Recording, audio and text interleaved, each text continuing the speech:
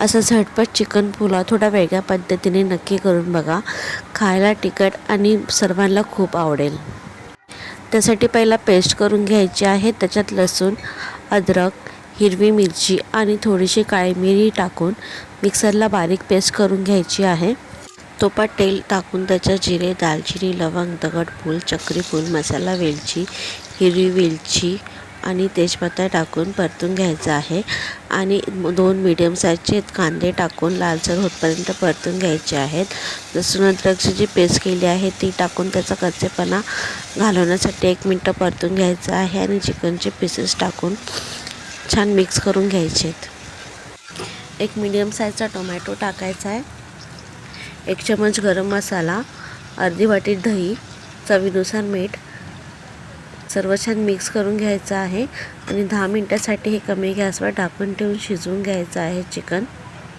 10 मिनिटं चिकन शिजवून झाल्यानंतर आवश्यकतेनुसार पाणी टाकून उकळी येऊ द्यायचं आहे. पाण्याला उकळी आल्यावरती चिकनचे पीसेस जे टाकले ते काढून घ्यायचे आहेत. आणि भिजवलेले तांदूळ 10 मिनिटासाठी तांदूळ भिजवून घेतले आहेत धुवून, ते तांदूळ याच्यात टाकायचे आहेत. आणि भात शिजवून घ्यायचा आहे.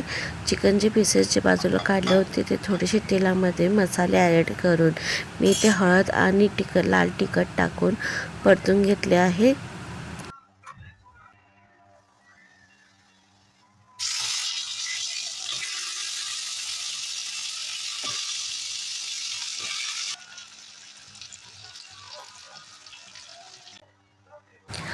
गरज असेल तर फूड कलर टाकू शकता. मी ते फूड कलर टाकला आहे. वरून चिकनचे पीसेस टाकलेत आणि कोथिंबीर आणि 1 चमच तूप वरून टाकला आहे.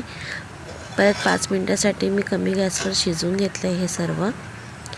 आणि अशीही चिकन पुलाव तुम्ही बनवू शकता. थँक्यू.